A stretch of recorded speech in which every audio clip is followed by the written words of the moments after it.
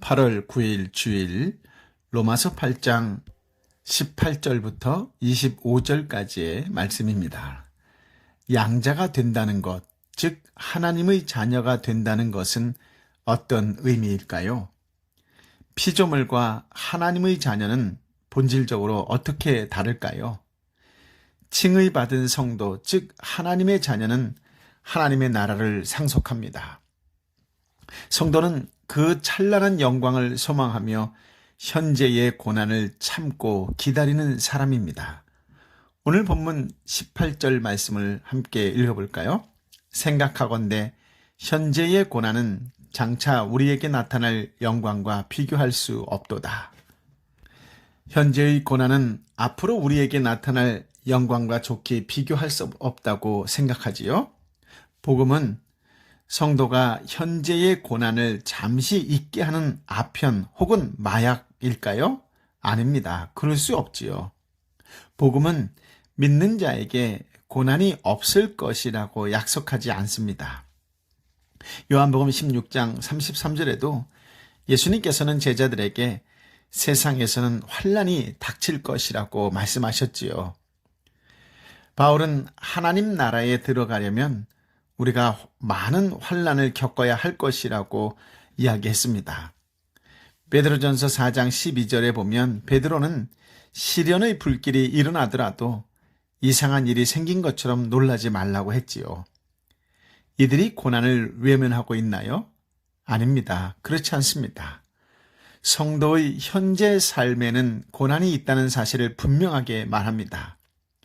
타락 이후 인간의 삶에 닥친 고난은 대단히 심각한 것입니다. 그 고난의 비참함을 인식할 때 탄식할 수밖에 없지요. 복음은 이 고난을 직시하게 합니다. 고난 속에 있는 인간의 비참한 실상을 회피하지 않습니다. 다만 복음에 비추어 고난에 대해 잘 생각하게 하지요. 고난에 대해 잘 생각하지 않으면 복음이 약속하지 않은 헛것을 소망합니다. 그 헛소망이야말로 아편이요 마약이지요. 내 삶에 닥친 고난을 이상하게 여겨 현실에서 도피하는 신앙인이 되게 하기 때문입니다. 고난이 지속할 때 그는 지금 듣는 말씀이 과연 복음인지 의심할 것입니다. 사역자가 무능한 탓은 아닌지 의혹의 눈길을 보낼 것이며 믿고 있는 현재 신앙에 대해서도 회의적인 태도를 보일 것입니다. 고난의 신속한 해결을 약속하는 가짜 복음에 매료되겠지요. 적어도 현실의 고난이 줄어들게 해야 복음으로 간주할 것입니다. 그러나 복음은 이 세상에서의 영광을 약속하지 않습니다. 고난받는 이 세상을 향해 오고 있는 영광된 세상이 있다고 말합니다. 그 영원한 세상에 대조하면 우리 인생은 잠깐 보이다가 없어지는 안개이지요. 잠깐 겪는 고난이 아무리 무거워도 장차 받을 영광의 무게에 비교할 수 없습니다. 복음은 고난에 초연하라고 하지는 않습니다. 고난아, 올 테면 와봐라 라는 식의 허세를 가르치지도 않습니다. 복음은 그 고난 너머에 있는 영광을 바라보게 합니다. 그 영광 때문에 현재의 고난을 적극적으로 감내하게 하지요. 19절 말씀인데요. 피조물이 고대하는 바는 하나님의 아들들이 나타나는 것이니, 피조물은 하나님의 아들이 나타나기를 고대하고 있다고 하고 있는 것이죠. 예수님께서 이 땅에 계실 때 극빈자처럼 사셨으나 마침내 영광스러운 아들됨을 드러내셨습니다. 이처럼 이 땅에서 초라한 삶을 사는 하나님의 자녀가 참으로 영광스러운 하나님의 자녀로 나타나는 날을 피조물조차 고대하고 있습니다.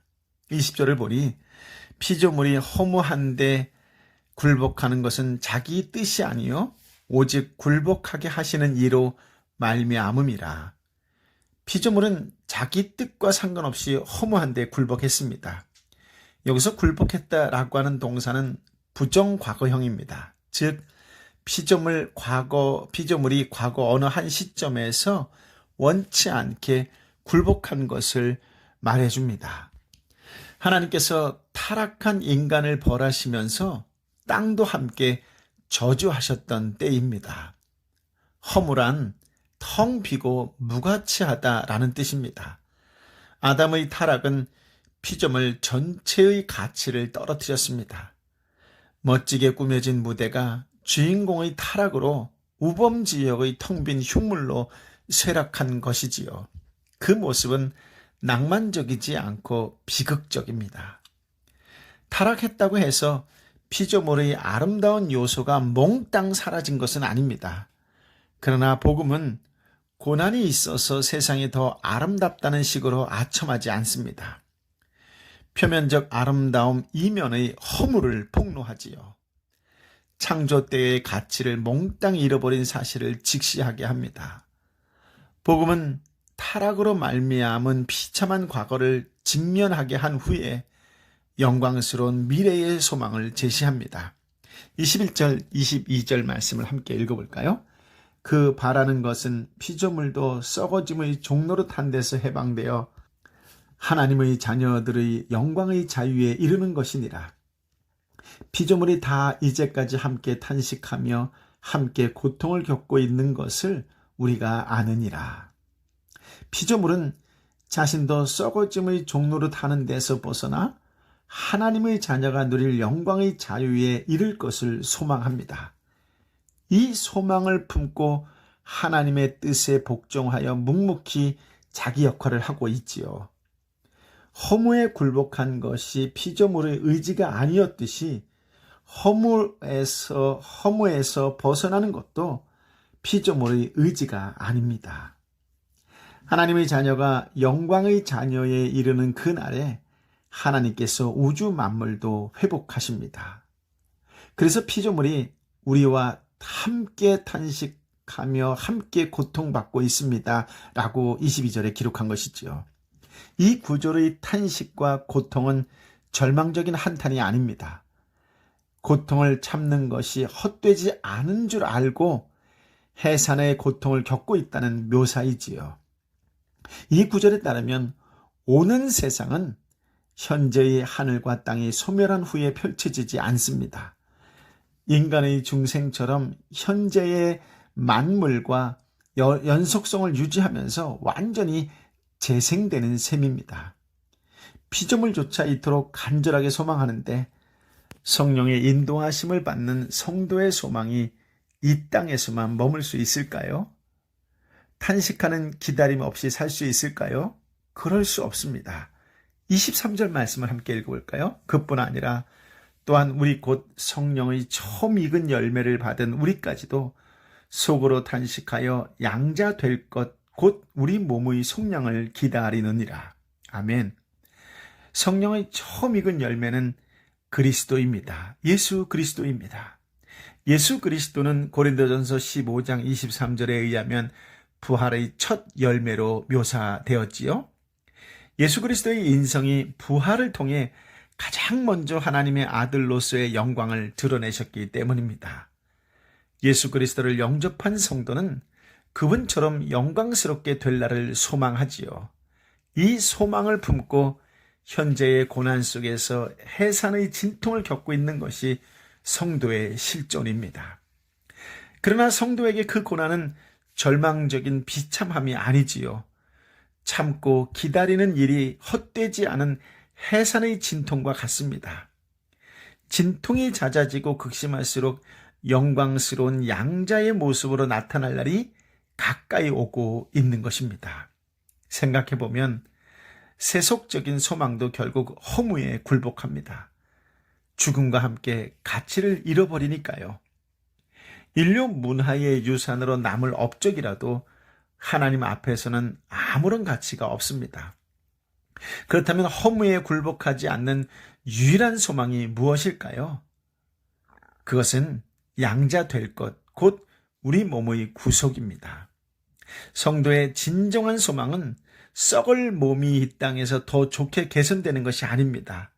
사회적 신분이나 위치가 향상되는 것도 아닙니다. 그래서 바울은 이 땅의 것에 얽매이지 않는 삶을 살도록 고린도전서 7장 29절부터 31절에 기록하고 있습니다.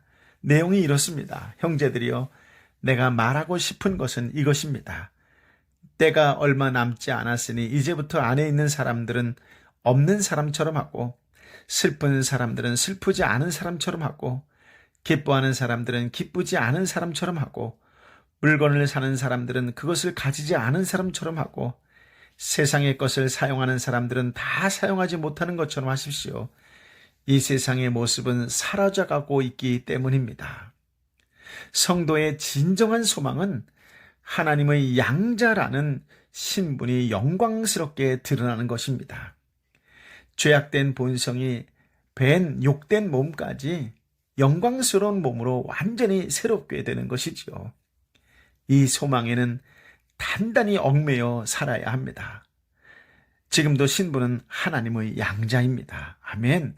그러나 다른 사람이 보든 내가 보든 현재 모습이 영광스러운 하나님의 양자답지는 못하지요.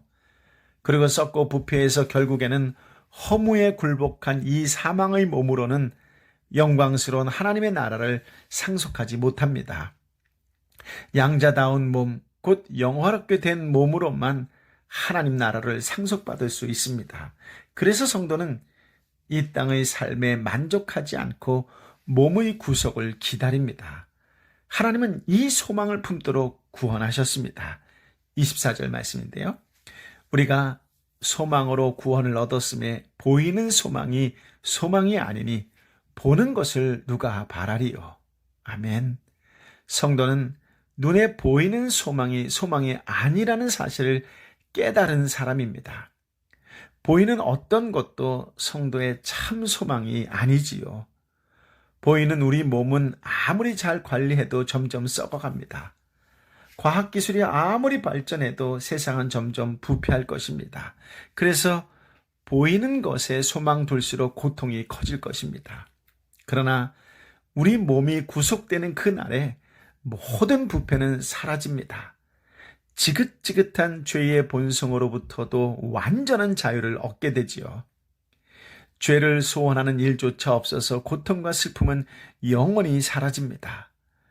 고린도전서 1장 8절에 보니 책망할 것이 전혀 없는 영화로운 모습으로 주님을 맞이하겠다고 되어 있습니다. 몸은 소멸하고 영혼만 새하늘과 새 땅에 사는 것이 아닙니다. 다 썩어서 다 분해될지라도 그 몸이 신령한 몸으로 변할 것입니다. 세상도 새로워질 것입니다. 이 소망은 막연한 기대가 아니라 확실히 실현될 사건입니다. 몸의 구속을 탄식하며 소망하지 않는 성도는 복음을 충분히 깨닫지 못한 상태입니다. 아직 이 땅에 살만하다고 생각해서 보이는 것에 소망을 두고 산다는 뜻이기 때문이지요. 보이는 것에서 가치를 발견하라고 수고하는 중이라는 뜻이며 몸의 구속을 바랄 만큼 강건하게 살지도 않는다는 뜻입니다. 주를 향해 이 소망을 가진 자마다 그분의 깨끗하심과 같이 자기를 깨끗하게 한다고 했기 때문입니다. 그런데 썩어가는 몸으로 부패한 세상에서 깨끗하게 산다는 것이 쉽지 않습니다. 그래서 고난의 연속일 수밖에 없지요. 그런데도 바울 사도는 그 고난은 인내해야 한다고 교훈합니다. 25절 말씀인데요. 함께 읽어보겠습니다. 만일 우리가 보지 못하는 것을 바라면 참음으로 기다릴지라. 아멘. 성도가 자기 삶의 자리에서 인내하며 하나님 백성답게 살아가야 할 이유가 무엇입니까? 보이는 어떤 것이 더 나아질 것을 소망하기 때문일까요? 아닙니다. 보이지 않는 영광의 몸과 보이지 않는 영광의 세상을 소망하기 때문입니다. 새 생명의 탄생을 간절히 소망하는 산모는 현재의 산통을 참고 기다리지요. 그녀의 인내는 절망스러움을 꼭 참고 버티는 소극적인 태도가 아닙니다. 즐거운 마음으로 기꺼이 감내하는 적극적인 태도이지요. 이 소망은 고통스러울 때만 기억나는 것이 아닙니다. 고통이 없을 때도 간절히 사모하게 합니다. 파수꾼이 아침을 기다림보다 더 열심히 기다리는 소망이지요. 이런 소망이 직면한 고통이 두려울지라도 참고 기다릴 수 있게 합니다. 성경이 교훈하는 고난에 대한 인내는 스토아 철학의 교훈과 다릅니다. 스토아 철학은 확실하고 영광스러운 소망을 제시하지 않기 때문이지요. 감정에 휩쓸리지 말고 고난의 운명에 무심하게 순응하라고만 합니다. 그러나 복음은 현재의 고난을 벗는데 강조점을 두지 않습니다. 오는 소망을 붙드는데 강조점을 둡니다. 우리의 소망이 확실하기에 그것을 바라보며 참고 기다리라고 교훈합니다. 성도는 막연히 좋은 날이 올 수도 있다는 기도로 사는 사람이 아닙니다. 확실한 소망을 품은 성도가 스토아주의자보다 고난을 인내하지 못해서야 되겠습니까? 던져진 존재니 현재의 삶에 성실하라는 실존주의자들보다 현실에 불충성해서야 되겠습니까? 확실한 소망은 확실한 인내를 낳습니다. 그 인내는 어떻게든 시간만 흘려보내려는 게으른 삶을 열매 맺지 않습니다. 자기 삶의 자리에서 하나님 자녀다움을 드러내려고 더 치열하고 성실하고 또 참고 기다리지요. 우리가 이렇게 선을 행하되 낙심하지 않으면 때가 이를 때에 거둘 것입니다. 거룩하고 복된 주의 날, 소망 되신 예수님과 함께 은혜 충만, 성령 충만하시기를 예수님의 이름으로 축복합니다. 아멘. 아버지 하나님, 참으로 어렵고 힘든 세상 속에 참으로 말로 할 수 없는 놀라운 은혜의 말씀, 생명의 말씀을 주시니 감사합니다. 이 땅은 어찌 보면 소망이 없는 땅이요, 소망이 없는 세상이 되어버렸습니다. 이런 세상, 이런 땅에 예수 그리스도께서 오시어 우리의 참된 소망이 되어주시니 감사합니다. 나의 소망은 예수님이십니다. 예수님만이 나의 소망이십니다. 예수님을 붙잡고 언제나 예수님의 말씀에 따라 순종하며 살아갈 수 있는 믿음의 사람이 되게 하여 주옵소서. 확실한 인내는 확실한 소망을 바탕을 두고 있을 때에 나타난다고 했사오니 내가 이제 예수의 말씀에 따라 예수님의 뜻에 따라 살아가겠노라고 하는 그 확고부도한 믿음을 가지고 더 나은 영광의 날을, 더 나은 소망의 날을, 오직 예수 그리스도께서 주시는 그 날을 기다리며 참고 말씀 가운데에 성령의 열매를 맺어가며 살아가는 하나님의 사람, 성령의 사람, 예수의 사람이 되게 하여 주옵소서. 오늘 있는 자리에서 하나님의 아들, 하나님의 딸답게 하나님의 그 놀라운 은혜를, 예수 그리스도의 사랑을 드러내며 살아가는, 더욱 성실하게 살아가는 믿음의 사람이 되게 하여 주옵소서. 주님, 오늘도 다시 한번 말씀의 은혜를 주셨사오니 이제 이 말씀을 가지고 세상에 나아갈 때에 예수 그 이름 하나만 갖고도 당당하게 살아갈 수 있는 믿음의 사람 되게 하여 주옵시고, 이 땅에 어렵고 힘들고 지쳐있는 영혼들을 향하여 기꺼이 예수 그리스도의 은혜를, 하나님의 사랑을 나누어주는 축복의 통로의 삶을 살아가는 복된 인생이 되게 하여 주옵소서.